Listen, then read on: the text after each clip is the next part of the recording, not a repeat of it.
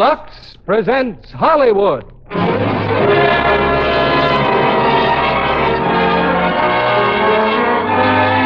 Lever Brothers Company, the makers of Lux Flakes, bring you the Lux Radio Theater, starring Bette Davis, Ann Baxter, Reginald Gardner, and Gary Merrill in All About Eve. Ladies and gentlemen, your producer, Mr. William Keighley.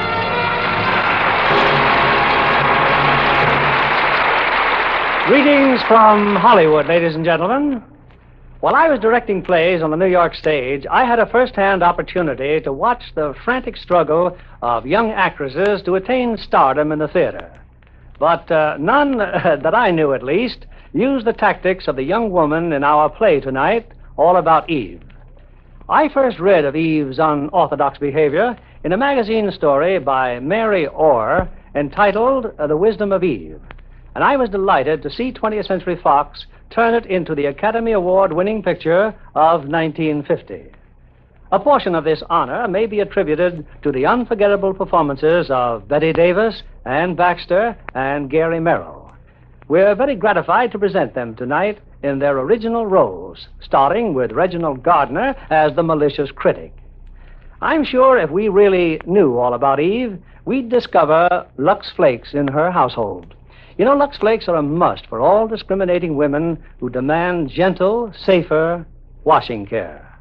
Now, All About Eve, starring Bette Davis as Margot, Ann Baxter as Eve, Reginald Gardner as Addison DeWitt, and Gary Merrill as Bill.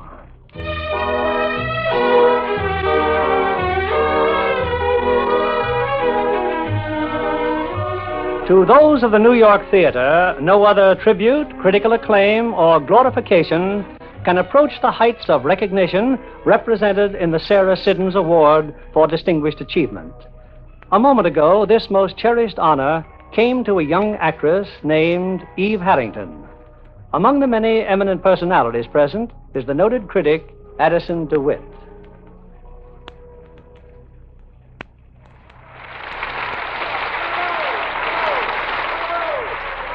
Yes, this is Eve's hour. Beautiful, radiant, poised, she is about to make her speech of acceptance. The hall rings with applause and bravos. Everyone is looking at Eve, all except Karen Richards. Karen's made a little pile of crumbs on the tablecloth. She's patting it with a spoon, staring at it absently. I wonder what Karen Richards is thinking about. Eve Harrington. It seems a lifetime ago, that rainy night in October. I hurried down the alley to the stage door. But where was she? Strange. I'd become so accustomed to seeing her here night after night, I found myself looking for a girl I'd never spoken to, wondering where... Richard. Oh, there you are. Well, it seemed odd suddenly your not being here. After all, 6 nights a week for weeks, watching Margot Channing enter and leave a theater. I hope you don't mind my speaking to you. It took every bit of courage I could raise. To speak to a playwright's wife? I'm the lowest form of celebrity. You're Margot Channing's best friend. You and your husband are always with her. Tell me, what do you do in between the time Margot goes in the theater and comes out? Just huddle and wait? Oh, no. I see the play. See the play? You mean you've seen every performance? Yes. Well, apart from everything else, don't you find it expensive? Standing room doesn't cost much. I manage. Well, you're coming with me, young lady. I'm going to take you to Margot. Oh, no. Oh, yes, she's got to meet you. Oh, no, I'd be imposing on her. I'd be just another tongue-tied, gushing fan. There isn't another like you. There couldn't be. Oh, by the way, what's your name? Eve. Eve Harrington. Margot was in her dressing room. Lloyd, my husband, was with her, and, of course, Bertie, Margot's maid. Come on in, Karen. Margot's just been interviewed by a lady reporter from the South. And the minute it gets printed, they're going to fire on Gettysburg all over again. It was Fort Sumter they fired on, Bertie. Where's my cold cream? Lloyd, honey, be a playwright with guts. Write me a play about a nice, normal woman who just shoots her husband. I find these wisecracks increasingly less funny, Margot. Aged in Wood happens to be a fine and distinguished play. That's my loyal little woman. Oh, relax, kid. It's just me and my big mouth. Well, it's just that you get me so mad sometime. Of all the women in the world with nothing to complain about. Ain't it the truth? Yes, it is. You're talented, famous, wealthy. People waiting around night after night just to see you, even in the rain. Autograph fiends, little beads. They're your fans, your audience. They're nobody's audience. They never see a play or a movie, even. They're never indoors long enough. Well, there's one indoors right now. I brought her back to see you. You what? Yes, she's just outside the door. Birdie. Yeah. The heave-ho. Oh, now you can't put her out, Margot. She worships you. You must have spotted her by now. She's always there. Oh, I know. The mousy one with the trench coat and the funny hat. Yes. Come in, Eve. Margot, this is Eve Harrington. How do you do, my dear? Oh, brother. Hello, Miss Channing. My husband. Hello, Miss Harrington. How do you do, Mr. Richards? And this is my dear friend and companion, Miss Birdie Coonan. Oh, brother. Oh, brother, what? When she gets like this, all of a sudden she's playing Hamlet's mother. I'm sure you must have things to do in the bathroom, Birdie, dear. If I haven't, I'll find something till you get normal. Dear Birdie. I was just telling Margot and Lloyd how often you've seen the play. Yes, every performance. Well, then, am I safe in assuming that you like it? I'd like anything Miss Channing played in. Would you really? How sweet. Your new play is for Miss Channing, too, isn't it? Well, how did you hear about it? Well, there was an item in Addison DeWitt's column. I like the title. Footsteps on the Ceiling. Oh, well, let's get back to this one. Every performance, Why? Yes, there are other plays. Not with you in them. Not by Mr. Richards. But you must have friends, a home, family. No. Tell us about it, Eve. If I only knew how. Try. Well, it started with a play before this one. Remember it? Did you see it here in New York? San Francisco. The most important night of my life. Until now. I found myself going the next night. And the next, and the next. And then when the show went east, I went east. Eve, why don't you start at the beginning? Oh, I couldn't possibly interest you. No, please. Well, I guess it started back home. Wisconsin, that is. There was just Mom and Dad and me. Farmers were poor in those days, so I quit school and became a secretary in a brewery. It wasn't much fun, but it helped at home. And there was a little theater group there, like a drop of rain on the desert. That's where I met Eddie. We played Lillian 3 times. Oh, I was awful. When the war came, we got married. Eddie was in the Air Force. They sent him to the South Pacific. And then a letter arrived. Eddie had a leave coming up, and I went to San Francisco to meet him. But Eddie wasn't there. Just a telegram. Say Eddie wasn't coming at all. Eddie was dead. I found a job, and his insurance helped. And there were theaters in San Francisco. And then one night, Margot Channing came to play in Remembrance. And, well, here I am. What a story. Everything but the bloodhound snapping at her rear end.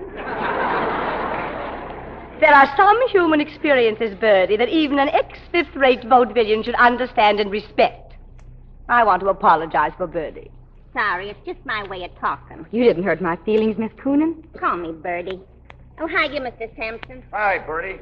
For your information, Margot, my plane takes off in 47 minutes. And how do I find you? Not ready yet and looking like a junkyard. Thank you so much. Bill, this The airlines have clocks even if you haven't. I start shooting a week from Monday. Bill. I'm a junkyard. Bill, this is Eve Harrington. Hi. My wonderful junkyard. The mystery and dreams you find in a junkyard. Oh, hello. What's your name? Eve Harrington. You've already met. Huh? Where? Oh, Eve, you're not going. I think I'd better. It's been. I can hardly find the words to say how it's been. Thank you. No, stick around. Tell you what, we'll put Stanislavski on his plane, you and I, and then go somewhere and talk. Well, if I'm not in the way. I'll shower and dress. I won't be a minute. Yes, Bill was going to Hollywood to direct a picture. I can't remember why Lloyd and I couldn't go to the airport with them. But I do remember that as we left, Eve started talking to Bill. So you're going to Hollywood, Mr. Sampson. Just for one picture. Why? I just wondered.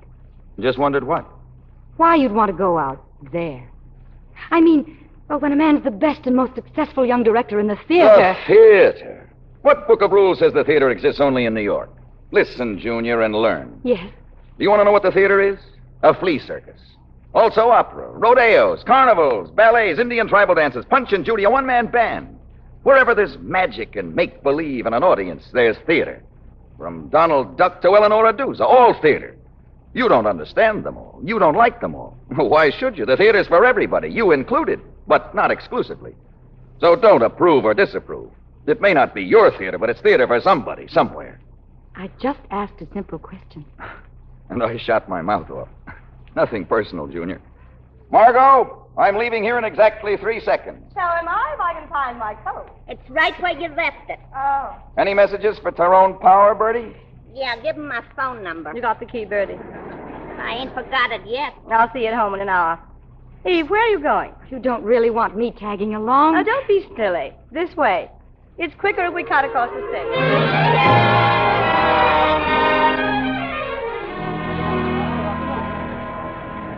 Where is she, Bill? What happened to Eve? She's at the desk picking up my tickets. She said we had so little time to be together that... She's quite a girl. I'd forgotten they grew that way anymore. Yes, that lack of pretense. That strange sort of understanding. Isn't it silly? Suddenly I've developed a big protective feeling toward her. A lamb loose in our big stone jungle. Bill, take care of yourself out there. I understand they have the Indians pretty well in hand. Don't get stuck on some glamour puss. I'll try. You're a setup for some gorgeous, wide-eyed young babe. Now, how childish are you going to get before you stop it? I don't want to be childish. I'd settle for just a few years. And cut that out right now. Am I going to lose you, Bill? Am I? As of this moment, you're 6 years old. Everything's ready, Mr. Sampson. Oh, thanks, Eve. Your ticket. They'd like you to get it right on the plane. You've been very helpful. Good luck. Goodbye, Mr. Sampson. Knit me a muffler, Margot? Kiss me, Bill. Call me when you get in. On the hour. Hey, Junior, keep your eye on her. She's a loose lamb in a jungle.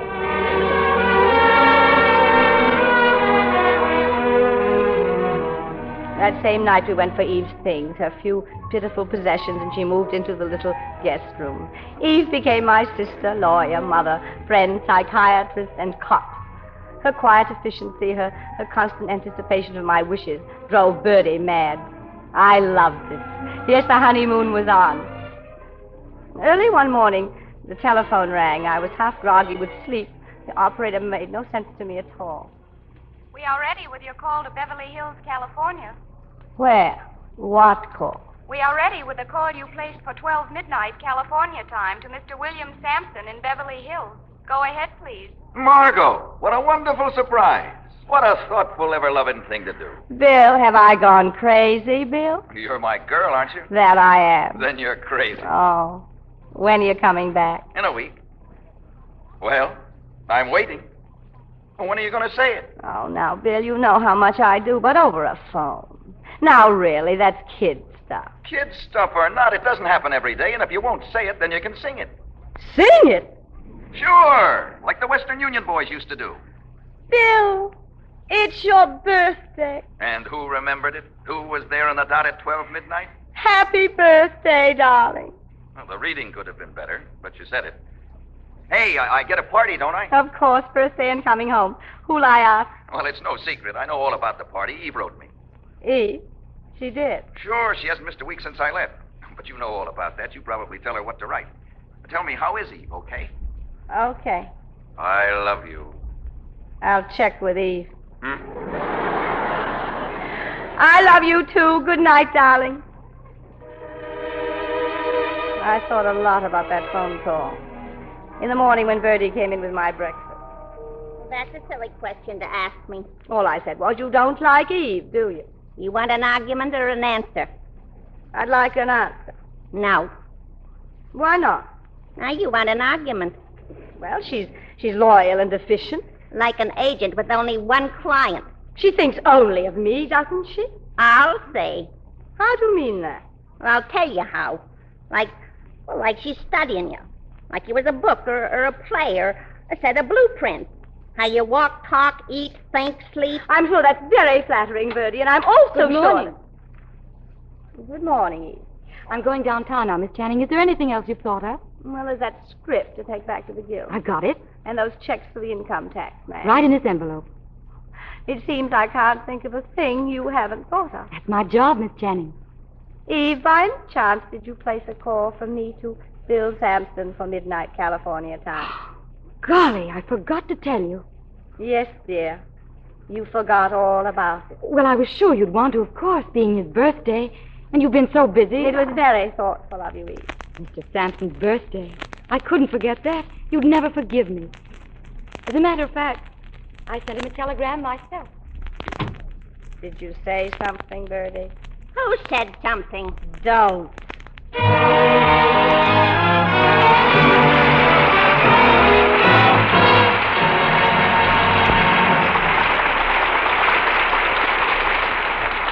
Before we return with Act Two of All About Eve, here's our producer, William Keeley, with his movie news of the week. And good news.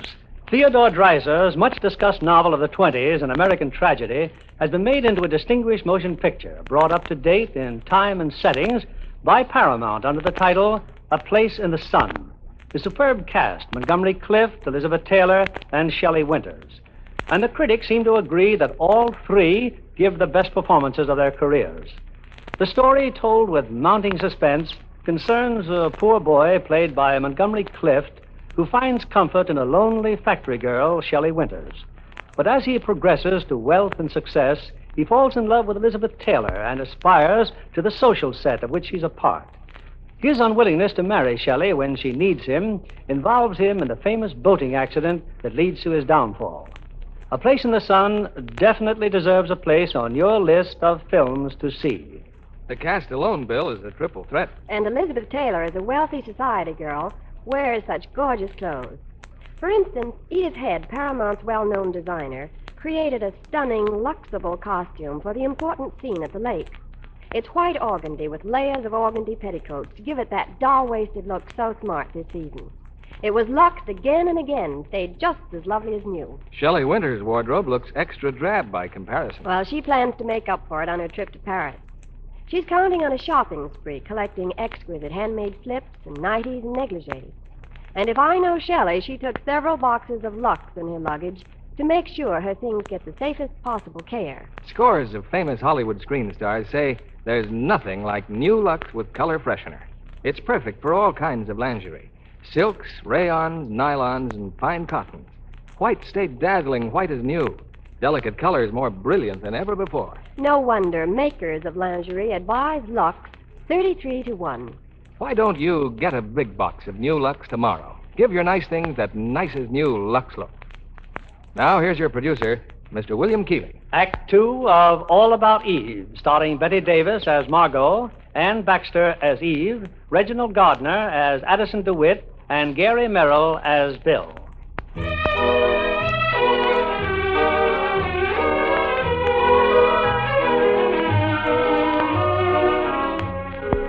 Bill's welcome home birthday party. A night to go down in history. Even before it started, I could smell disaster in the air. When I went down the stairs, I was surprised to find that Bill had already arrived.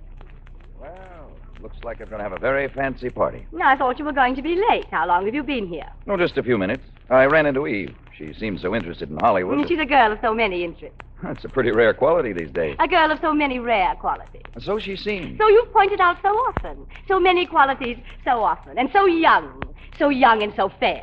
I can't believe you're making this up. It sounds like something out of an old Clyde Fitch play. Clyde Fitch, though you may not think so, was well before my time. Well, I've always denied the legend that you were in Our American Cousin the night Lincoln was shot. I don't think that's funny. Of course it's funny. Whipping yourself into a jealous froth because I spent 10 minutes with a stage-struck kid. Stage-struck kid. She's a young lady of quality. And I'll have you know I am fed up with both the young lady and her qualities. Studying me as if I were a play or a blueprint. How I walk, talk, think, act, sleep. It so happens there are particular aspects of my life to which I would like to maintain sole and exclusive rights and privileges. For instance, what? For instance, you. Darling, this is my cue to take you in my arms and reassure you.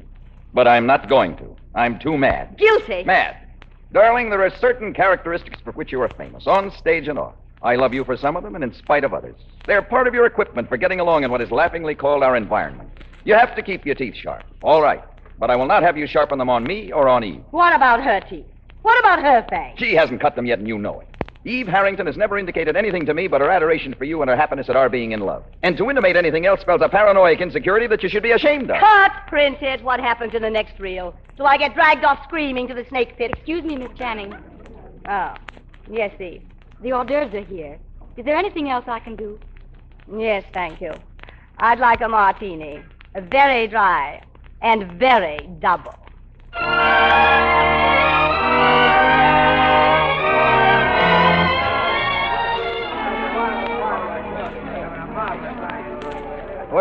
been looking for you, Margot. Karen and I have to run along. It's been a swell fun. Where's Karen, Lloyd? Upstairs. Yes, getting her coat, I think. How's the new play coming along? Footsteps on the ceiling? Oh, all right, I guess. And the girl, is she still 20? No, 20-ish. It's not important. Don't you think it's about time it became important? Margot, you haven't got any age. Margot Channing is ageless. Spoken like a press agent. Lloyd, I'm not 20-ish. I'm not 30-ish. 3 months ago, I was 40 years old. 40. 40. That slipped out. I hadn't quite made up my mind to admit it. You've had another fight with Bill, am I right? Bill's 32. He looks 32. He looked at 5 years ago, and he'll look at 20 years from now. I hate men. Don't worry, Lloyd. I'll play your play. I'll wear rompers and come in rolling a hoop if you like. Now get out of here. Go find your wife.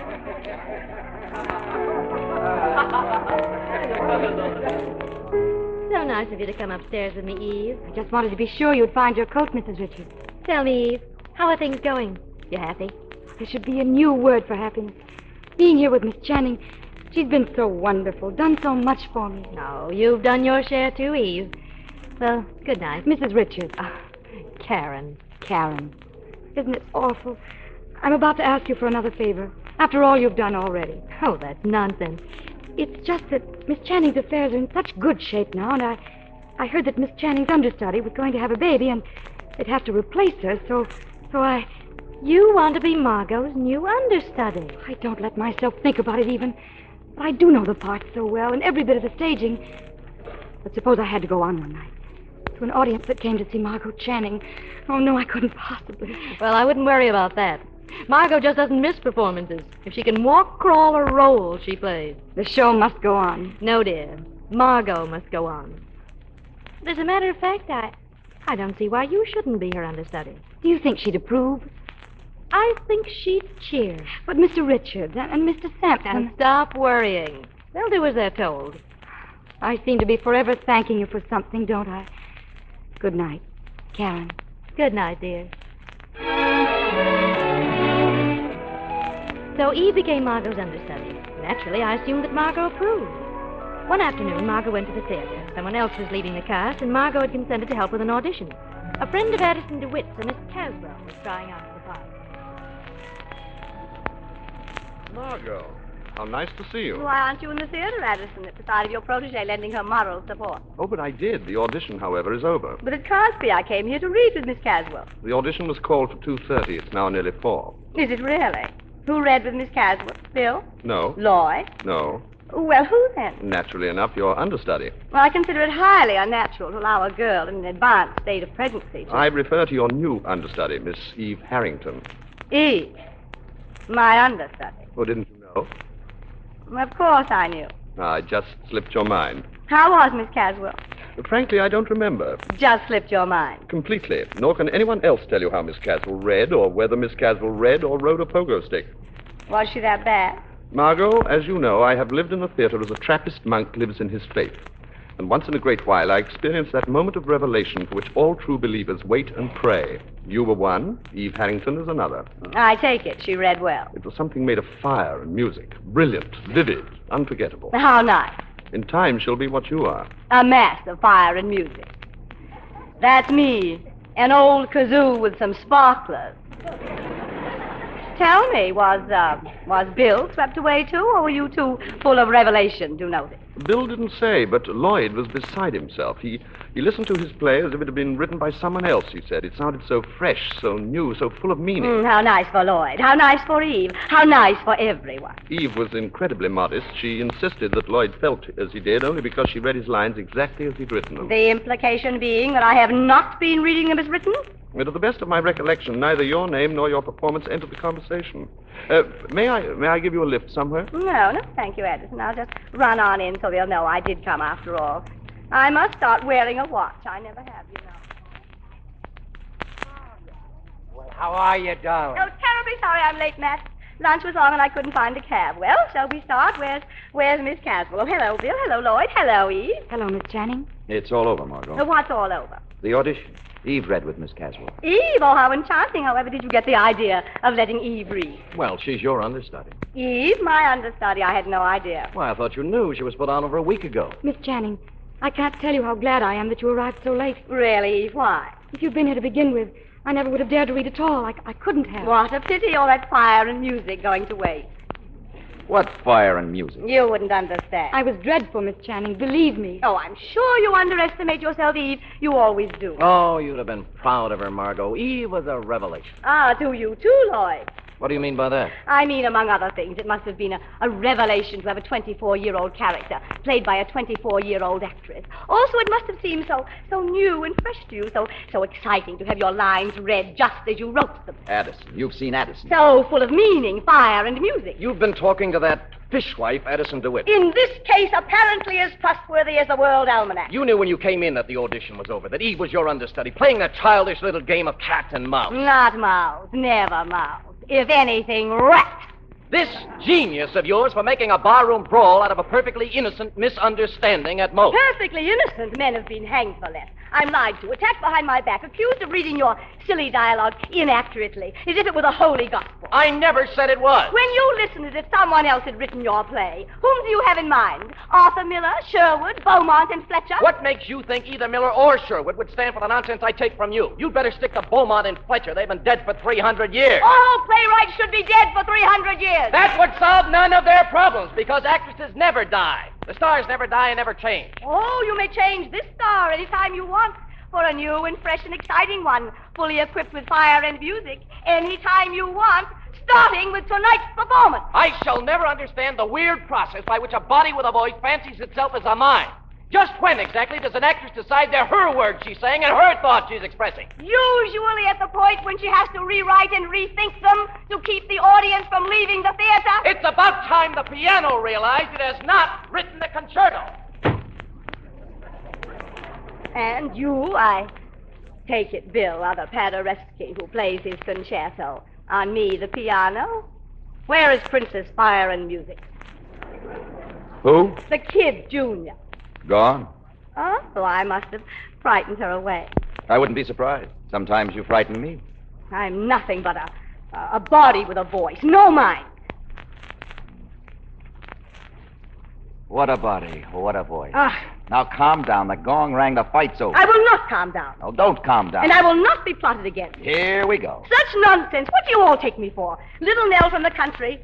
She's been my understudy for over a week. Arrives here for an audition when everyone knows I will be here and gives a performance. Out of nowhere gives a performance. You've been all through that with Lloyd. Full of fire and music and whatnot. Carefully rehearsed, I have no doubt. Full of those Bill Sampson touches. I am sick and tired of these paranoid outbursts. I didn't even know Eve Harrington was your understudy until 2:30 this afternoon. Tell that to Dr. Freud along with the rest of it. No, I'll tell it to you. For the last time, I'll tell it to you. I love you.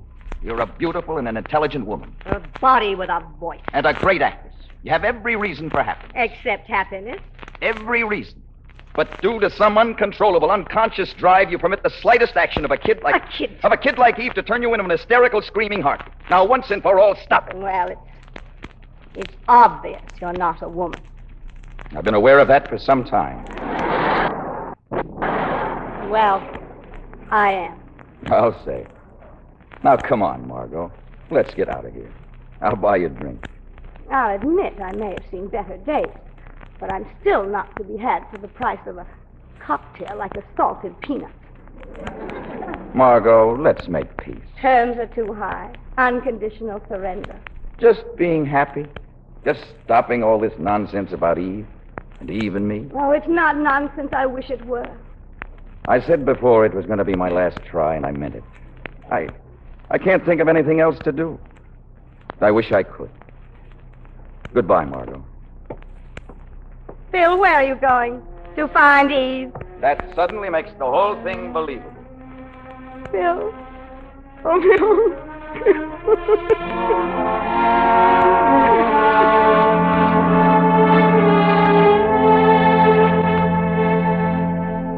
Frankly, Lloyd, I don't understand a word you're saying. Not only was Margot 2 hours late, but then that childish, heavy-handed routine about not knowing Eve was her understudy. Well, it's just possible that Margot didn't know. Of course she knew. Addison told her.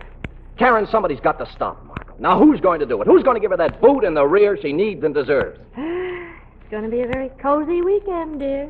What weekend? We're driving out to the country tomorrow night, Margot, you and I. Well, we've spent weekends before with nobody talking. Just be sure to lock up all the blunt instruments. Lloyd was right, of course. That booth Margot had coming to her. Heaven knows she deserved it. But how? How to do it? And then it came to me, my big idea. After all, it would be nothing more than a perfectly harmless joke, which Margot herself would be the first to enjoy, and no reason at all why she herself shouldn't be told about it in time. My big idea required a telephone call. Hello? Will you please call Miss Harrington to the phone? Yes, Miss Eve Harrington.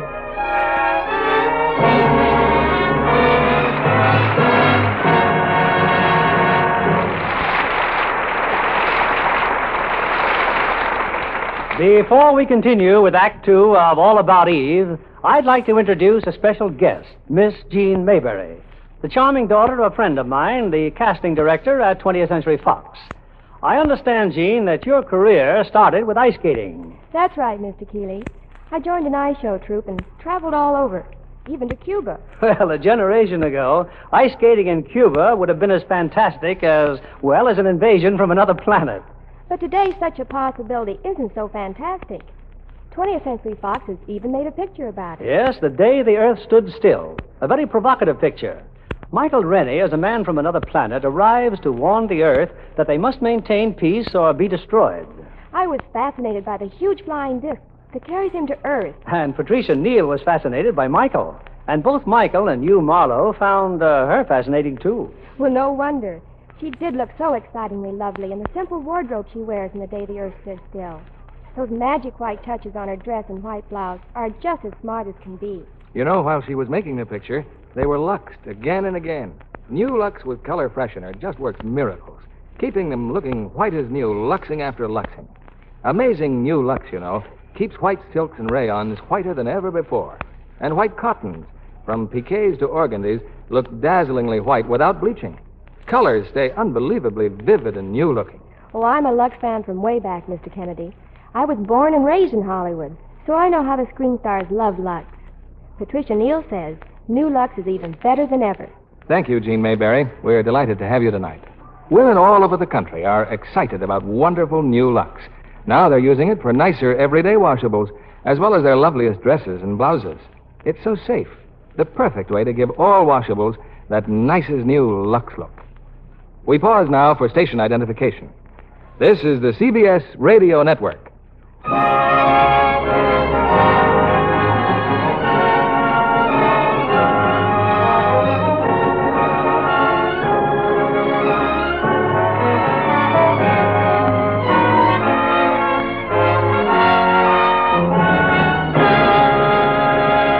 The curtain rises on Act 3 of All About Eve, starring Bette Davis as Margot, Ann Baxter as Eve, Reginald Gardner as Addison DeWitt, and Gary Merrill as Bill.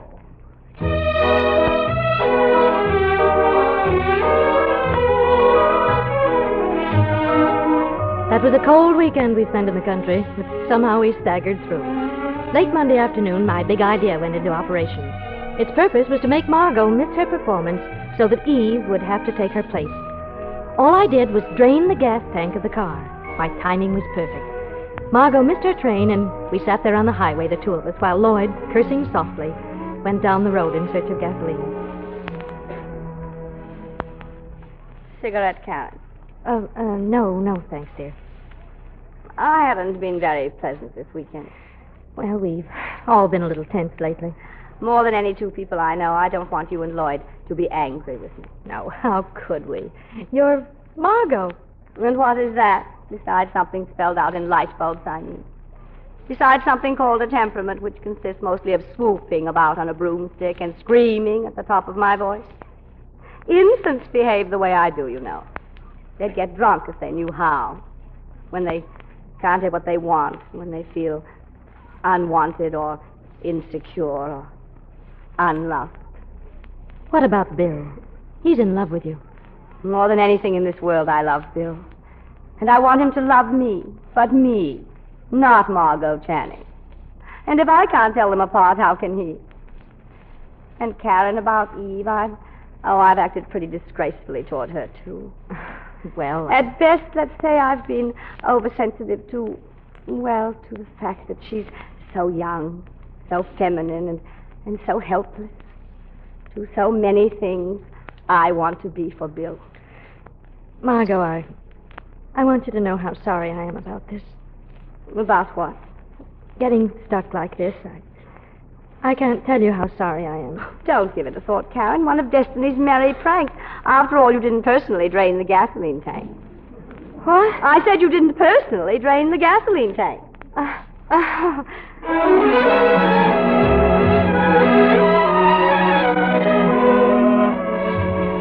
This is Addison DeWitt. It is now my turn to tell you all about Eve. That night, with Margot Channing marooned in the country, Eve Harrington took her place on the stage. Her performance was magnificent, but one thing puzzled me. Why was I invited to that particular performance? A performance about which the management knew nothing until curtain time, when Margot failed to appear. Afterwards, I went backstage. Her dressing room door was closed, but I overheard a rather interesting conversation. Eve and Bill Sampson. You can be very proud of yourself, Eve. That was a wonderful job you did tonight. I'll admit I had my doubts. You shouldn't have had any doubt. You're right. With work and patience, you'll be a good actress, if that's what you want to be. Is that what you want me to be? Well, I'm talking about you and what you want. So am I. Well, what have I got to do with it? Everything. The names I've been called, but never Svengali. Good luck, Eve. Don't go, Bill. Don't run away. From what would I be running? You're always after the truth. On stage. What about off? I'm for it. Then face it. Ever since that first night here in this theater. When I told you what every young actress should know? When you told me that whatever I became, it would be because of you. Your makeup's a little heavy. And for you. You're quite a girl. You think?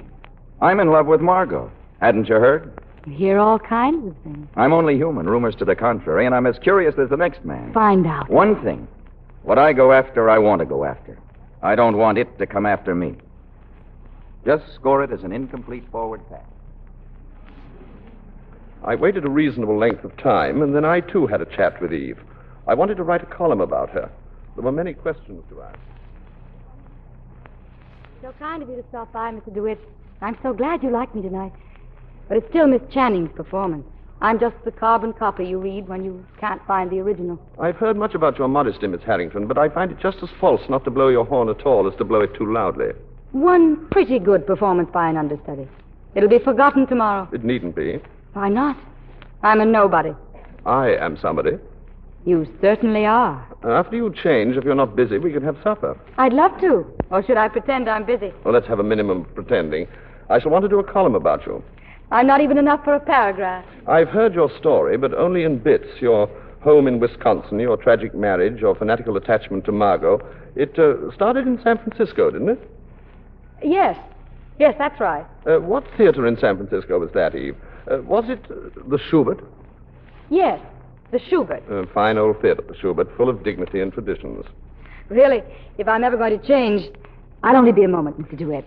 Where would you like to go, Eve? We must make this a special night. You take charge. Thank you. I believe I will.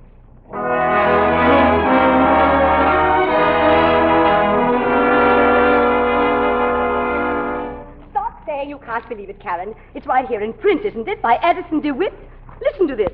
Miss Harrington had much to tell about the lamentable practice of permitting mature actresses to play roles requiring a youth and vigor of which they retain but a dim memory. I still can't believe that Eve would About say the it. understandable reluctance on the part of our entrenched first ladies of the stage to encourage younger actresses.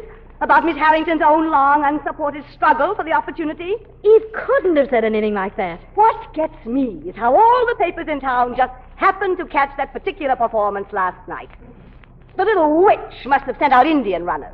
Well, she won't get away with it. Nor will Addison DeWitt and his poison pen. And don't try to tell me I came as soon as I read that piece of film.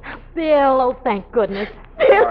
Margot, I ran all the way. Oh, darling. Bill's here, baby. Everything's all right now.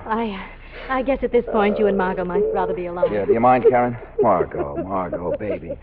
Thanks, Karen. We'll phone you later.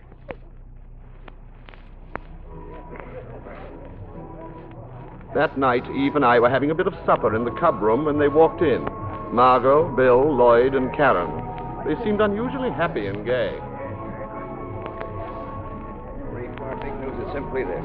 Margot and I are going to get married. Glory, hallelujah. Margot, when? When are you going to do it? We meet at City Hall tomorrow morning at 10. City Hall? That's for prize fighters and reporters. It's only for the license. There's a 3-day wait for blood tests. I'll marry you if it turns out you have no blood at all. What are you going to wear? Oh, something simple. A fur coat over a nightgown. The point is, we want you two beside us as our nearest and dearest friends. Excuse me, Mrs. Richards? Oh, yes, Maynard? This note is for you. Miss Harrington sent it. Miss Harrington. Margot, here, you read it. Please forgive me for butting in, but it's most important that I speak with you. Please, and that's underlined. Meet me in the ladies' room. Eve. I understand she's now the understudy in there. After all, maybe Eve just wants to apologize. Go on, Karen, find out. During all the years of our friendship, Karen, I have never let you go into the ladies' room alone. Now I must. I am busting to find out what's going on in that feverish little brain waiting in there. Well, all right.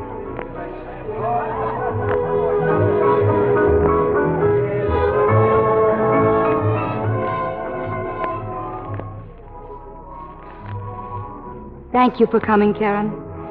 I just had to speak to you. It's about Mr. DeWitt's column. Are you going to tell me you didn't really say any of those things? All I know is that I tried to answer Mr. DeWitt's questions.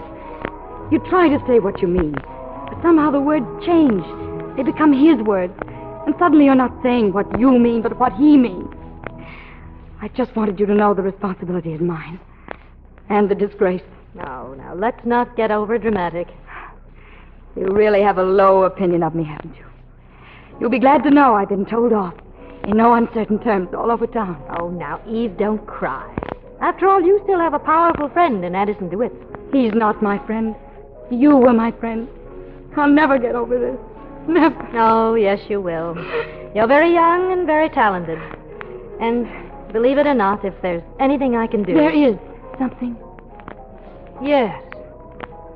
I think I know. Something most important you can do. Lloyd's new play. You want me to tell Lloyd, I think you should play the lead. If you told him to, he'd give me the part. He said he would. Don't you know that part was written for Margot? It might have been 15 years ago. It's my part now. You've got to tell Lloyd it's for me. I don't think anything in the world would make me say that. Addison wants me to play it. Over my dead body. That won't be necessary, Karen.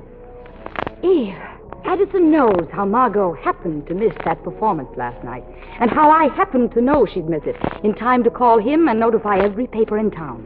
Oh, you better sit down, Karen. You look a bit wobbly. If I play Cora, Addison will never tell what happened, in or out of print. A simple exchange of favors.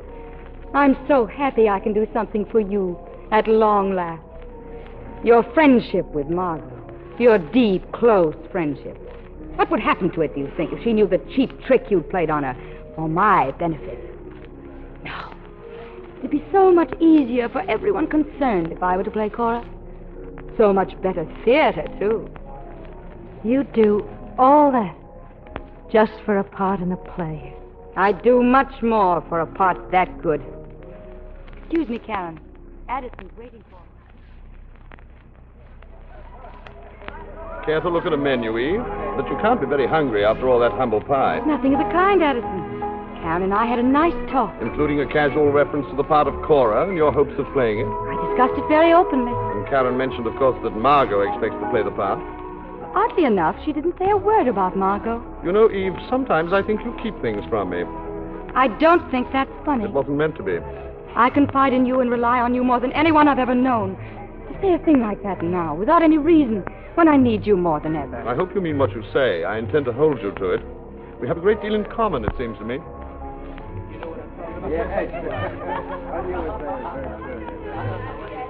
Well, what happened, Karen? Oh, nothing much. She apologized. With tears. With tears. Oh, very classy stuff. Lots of technique. Groom, may I have a wedding present? What would you like? Texas? I want everybody to shut up about Eve. Just shut up about Eve. That's all I want. Never have I been so happy. So happy and forgiving.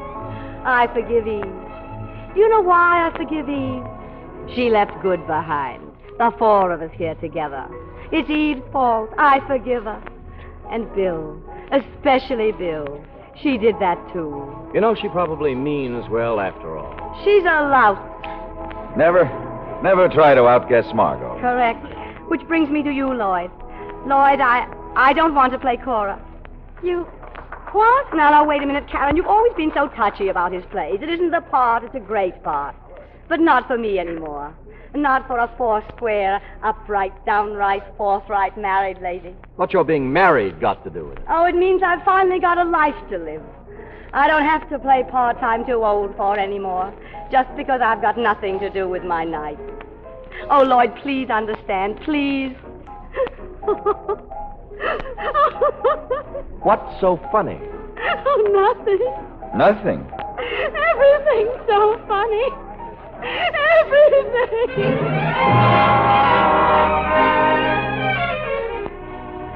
In due time, they were wed, Margot and Bill. Also in due time, rehearsal started for the new play starring Eve Harrington. Finally, the play was ready for its out-of-town opening in New Haven. That afternoon, I saw Eve at her hotel. Isn't it strange, Addison? I thought I'd be panic-stricken. Instead, I can't wait for tonight to come. To come and go. Are you sure of tonight? Aren't you? Frankly, yes. It'll bring me everything I've ever wanted. The end of an old road and the beginning of a new one. All paved with diamonds and gold? You know me better than that. Well, paved with what, then? Stars. What time is it? Almost 4. Oh, good. Plenty of time for a nice long nap. You could sleep now, couldn't you? Why not? The mark of a true killer. Sleep tight, rest easy, and come out fighting. Why did you call me a killer? Oh, did I say killer? I meant champion. I get my boxing terms mixed. Oh, by the way, there'll be a party here tonight. You'll come, won't you? We're having everyone up after the performance. We are? Lloyd and I. I find it odd that Karen isn't here for the opening, don't you? She's always been so fanatically devoted to Lloyd. Addison, a few moments ago, I said this would be a night to remember. I didn't mean just the theater. What else? Lloyd. He's going to leave Karen. We're going to be married. So that's it. Still just the theater, after all. It's nothing of the kind. Lloyd loves me. I know nothing of Lloyd and his loves. I leave those to Louisa May Alcott. But I do know you. I'm in love with Lloyd. Oh, Addison, won't it be just perfect? There's no telling how far we can go. You'll write great plays for me. I'll make them great. You're the only one I've told, the only one who knows except Lloyd and me. And Karen? She doesn't know. She knows enough not to be here. But not all of it. Not that Lloyd and I are going to be married. Well, say something. Anything. Congratulations. Gold. Good work, Eve. What do you take me for? Is it possible, even conceivable, that you've confused me with that gang of backward children you've played tricks on? That you have the same contempt for me you have for them? I'm sure you mean something by that, Addison. But I don't know what. I'm nobody's fool, Eve. Least of all yours. I never intended you to be. Yes, you did, and you still do. I still don't know what you're getting at. You know it as well as I do that Lloyd may leave Karen, but he will not leave her for you. What do you mean by that? You will not marry Lloyd Richards, or anyone else for that matter, because I will not permit it. Will not permit it? Well, that sounds medieval, something out of an old melodrama. So does the history of the world for the past 20 years. Frankly, I had hoped that somehow you would have known, that you would have taken it for granted that you and I... You? And I? Now remember, as long as you live, never to laugh at me. At anything or anybody else, but never at me. Now, to begin with, your name is not Eve Harrington. It's Gertrude Schlesinski. Get out. It's true that you worked in a brewery, but life among the malts and hops was apparently not as dull as you pictured it. In fact, it got less and less dull until your boss's wife had your boss followed by detectives. She never proved anything. Not a thing. But the $500 you were paid to get out of town brought you straight to New York, didn't it? She was a liar. She was a liar. There was no Eddie, no pilot. You've never been married. That was not only a lie, but it was an insult to dead heroes and to women who loved them. San Francisco has no Schubert Theater. You've never been to San Francisco. That was a stupid lie not worthy of it. I had to meet Margot. I had to say something, be somebody, make her like me. And she did like you. She helped you and trusted you. And you paid her back by trying to take Bill away. That's not true. After you failed with Bill, you used my name and my column to blackmail Karen into getting you the part of Cora. And you lied to me about it. No. Sweetie, I had lunch with Karen not 3 hours ago. As always with women, she told me more than she'd learned. That I should want you at all suddenly strikes me as the height of improbability, but that in itself is probably the reason. You're an improbable person, Eve, and so am I. We have that in common. Also, an inability to love, insatiable ambition, and talent. We deserve each other. Are you listening to me? Yes, that's... And you realize and you agree how completely you belong to me? Yes, Addison. Then take your nap, and good luck for tonight. I won't go on tonight. I couldn't. Not possibly I couldn't go on. You'll give the performance of your life. I won't. I can't. But of course she did go on. And ever since, her triumph has endured. And that is why she's here tonight, here at the Sarah Siddons Society. Eve is now on the dais, so gracious and modest, telling the distinguished guests that the award belongs not to her, but to those who made it possible, Margot and Karen, Bill and Lloyd. Let's listen in. Without their kindness and friendship and faith and confidence in me, this night could never have been. How can I ever repay them?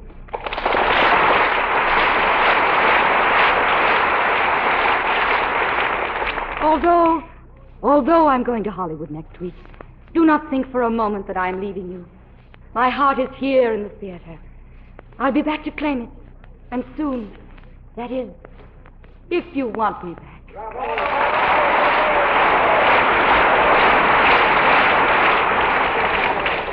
Congratulations, Eve. Thank you, Karen. Nice speech, Eve. Thank you, Margot. I wouldn't worry too much about your heart, Eve. That little statue they gave you, you can always put it where your heart ought to be. Oh, Mr. DeWitt. Why, Miss Caswell, how nice to see you again. Isn't she wonderful, Mr. DeWitt? There's no one like Eve, Miss Caswell. No one in the world. Tell me, Miss Caswell, do you want someday to have an award like that of your own? Oh, more than anything. Then you must ask Eve Harrington how to get one. Miss Harrington knows all about it.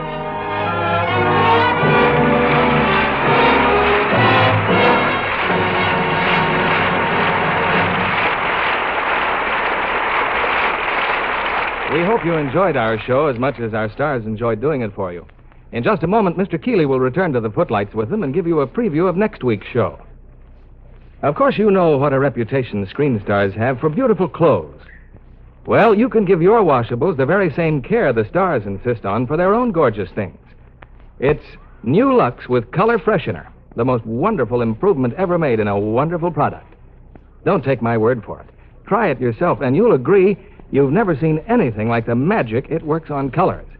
It actually keeps white things white as new, makes colors sparkle like jewels, and keeps your prints sharp and brilliantly clear. No other soap, no other type of suds is safer for your nice things. Your washable silks, rayons, nylons, and fine cottons. Once you've tried New Lux with Color Freshener, you'll never again put up with anything else.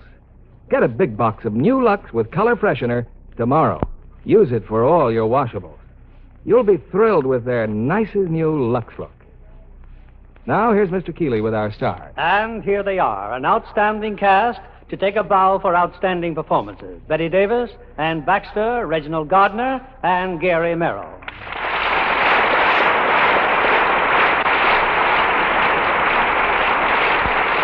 And how very nice to have you back again. Bill, you know how I love appearing on the Lux Radio Theater. That's one way to get some more Lux Flakes, Ann. Betty, when you have a new baby, you need all the Lux you can get. Watch this girl. Remember, as Eve, she'll want all our Lux Flakes in a minute. Now, girls, the play is over, and there's plenty in the wings for all. We thank you, Bill. Lux Flakes really are a must in our house. All this talk of a new baby, why didn't anyone ask me to be a godfather? You think you're quite the type? After listening to you for the last hour, I thought you relished little children as part of your diet. Well, don't be silly, darling. I just finished a picture of 20th Century Fox starring Clifton Webb called Elopement, in which I play a godfather. Now I'm at RKO in Androcles and the Lion. Typecasting again. I do not play the lion, nor do I eat anyone. Now let me tell you about my latest picture at 20th Century Fox, Decision Before Dawn, starring Richard Basehart. Do you play Decision or Dawn? As a matter of fact, I play a colonel in the Army. But as it's all about spies and traitors, I refuse to reveal any more. Well, then perhaps Bill will reveal next Monday's show for us. Yes, next week we'll have an exciting story of mystery and intrigue. It's Universal International's thrilling drama, Borderline. And starring will be Stephen McNally, Claire Trevor, and John Hodiak. That'll be good listening, Bill. Good night. Good night, Good Bill. night. Good night, and congratulations again for that Academy Award winner tonight. Hurry, hurry. And I mean you. Yes, if you've been dreaming of winning that wonderful first prize in the Who is the Lovely Lux Girl contest, then hurry your entry in now. Remember, the first prize is $5,000 cash plus a Ford Victoria sedan. Besides the top prize, Lux is giving away 10 more Ford two-door sedans, 200 14-karat gold diamond Bulova watches, $10,000 in additional cash prizes. Get your entry blank at your grocer's. It has the star's picture to identify, the jingle to complete, the rules, the address. To each entry, attach 2 Lux soap wrappers, either bath or regular size. But hurry your entry, and the contest closes October 15th, and good luck. Lever Brothers Company, the makers of Lux Flakes, join me in inviting you to be with us again next Monday evening when the Lux Radio Theater presents Borderline, starring Stephen McNally, Claire Trevor, and John Hodiak. This is William Keeley bidding you good night.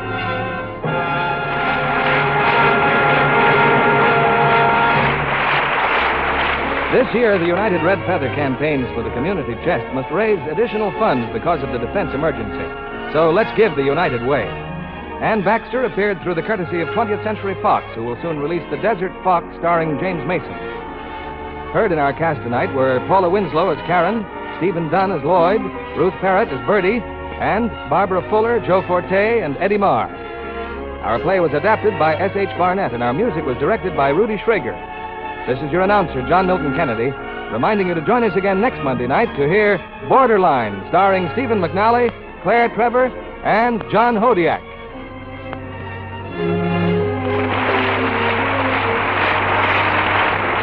This is the CBS Radio Network.